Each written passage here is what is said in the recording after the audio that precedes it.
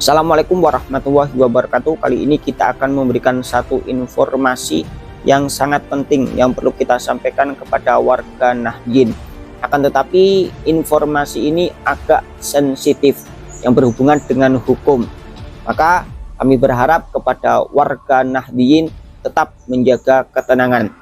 Surat dipublikasikan terkait tentang Gus Yahya ataupun kubu Gus Yahya melaporkan Kiai Haji Miftahul Ahyad.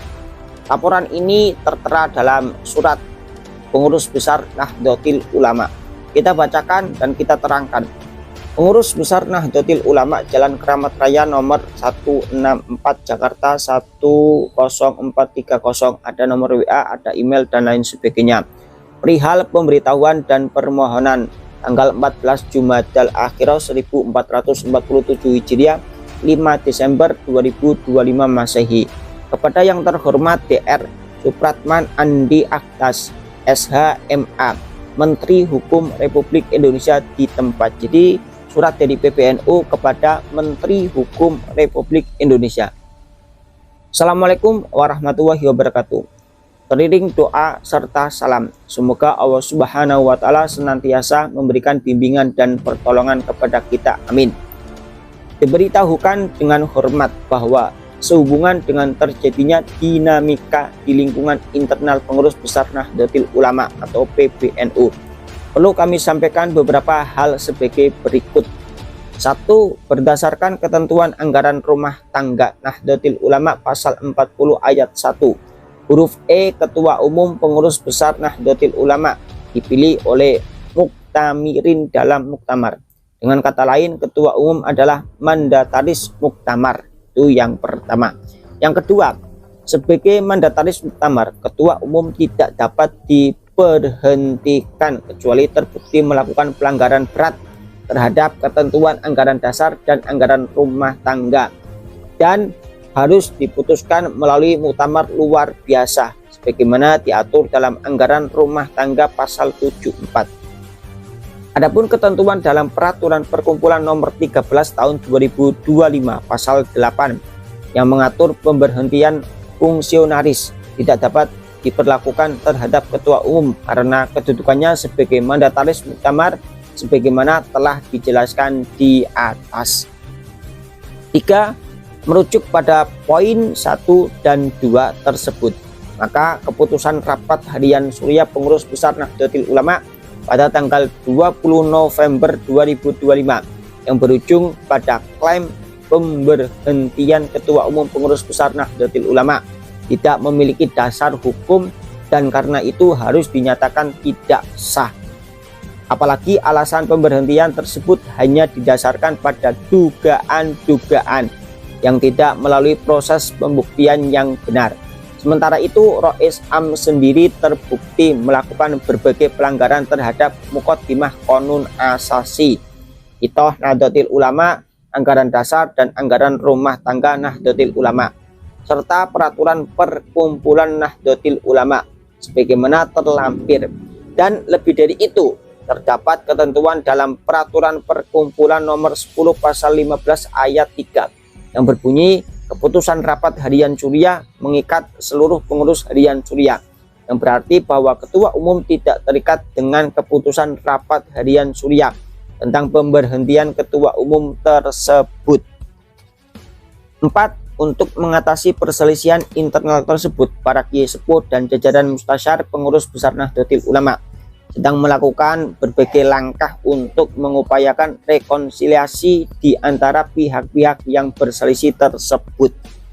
5. Mengingat hal-hal tersebut di atas, kami mohon dengan hormat agar Kementerian Hukum Republik Indonesia tidak mengesahkan perubahan apapun terhadap susunan pengurus besar Nahdlatul Ulama masa khidmah 2022 sampai 2027 hingga dihasilkannya kepengurusan baru melalui muktamar Nahdlatul Ulama yang sah, kredibel dan bermartabat berdasarkan ketentuan anggaran dasar dan anggaran rumah tangga Nahdlatul Ulama.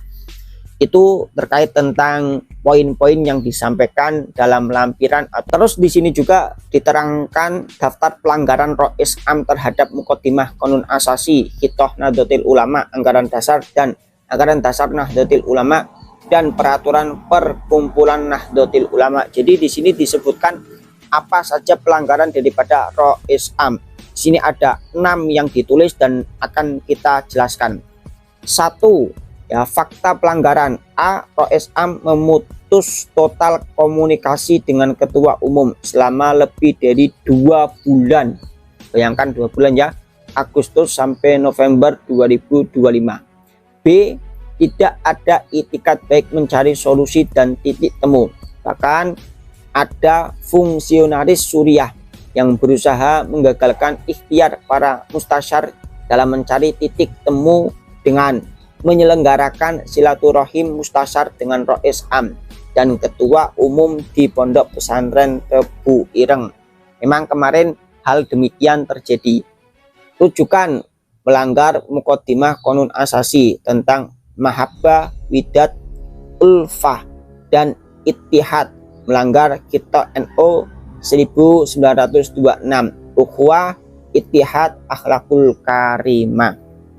Terus fakta yang kedua, fakta pelanggaran yang kedua. A. Rois Am menuduh ketua umum dengan berbagai tuduhan dengan hanya berdasarkan dokumen laporan audit palsu atau dipalsukan. Ya. B. Rois Am menyampaikan penjelasan bernuansa fitnah pada rapat harian Suriah tanggal 20 November 2025 di Hotel Aston. Ini sudah jelas semua nih yang dilaporkan ataupun yang disampaikan dalam surat ini kemarin juga ramai. C. Rois Am memvonis ketua umum bersalah dan meminta ketua umum mundur atau diberhentikan tanpa memberikan kesempatan untuk membela diri dan memberikan klarifikasi secara selayaknya.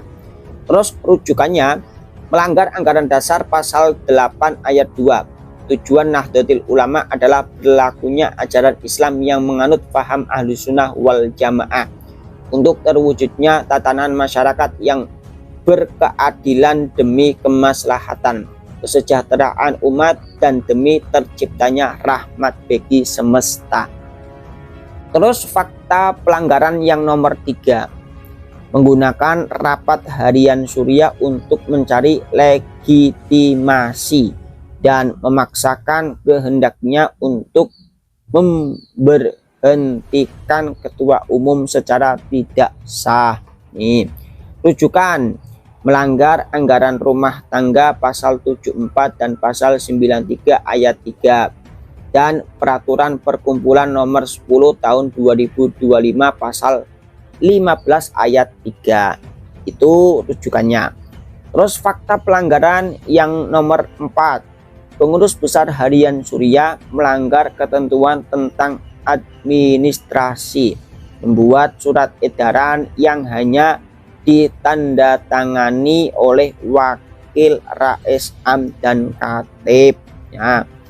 Rujukan melanggar peraturan perkumpulan nomor 16 tahun 2025 pasal 5 ayat 1 huruf I. Tuh.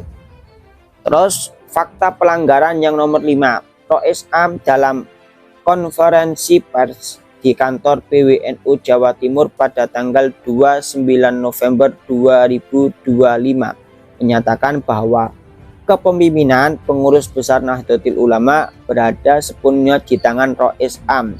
Rois Am sekaligus sebagai ketua umum. Tuh. Rujukannya melanggar peraturan perkumpulan nomor 12 tahun 2025 pasal 2 ayat 2. Fakta pelanggaran yang terakhir nomor 6, Rois Am mengundang rapat pleno PBNU tanpa melibatkan ketua umum. Bayangkan ya.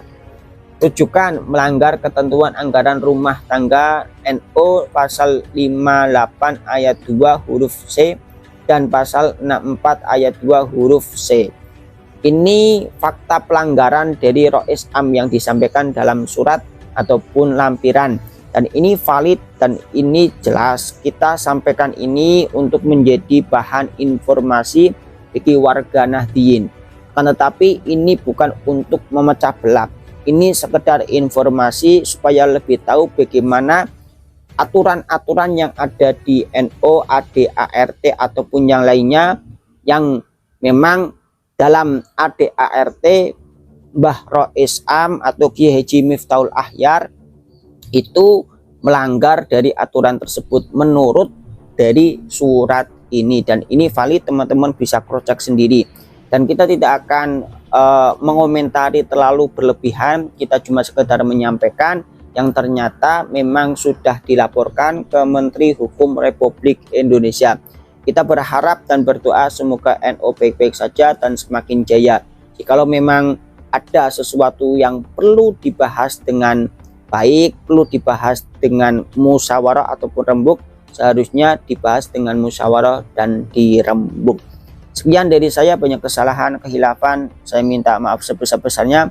Jikalau ada kesalahan monggo dibenarkan, jikalau ada kekurangan monggo ditambahi, jikalau ada kesalahpahaman dalam tutur kata monggo diluruskan. Jadi kami banyak kesalahan, kehilafan, kami minta maaf sebesar-besarnya.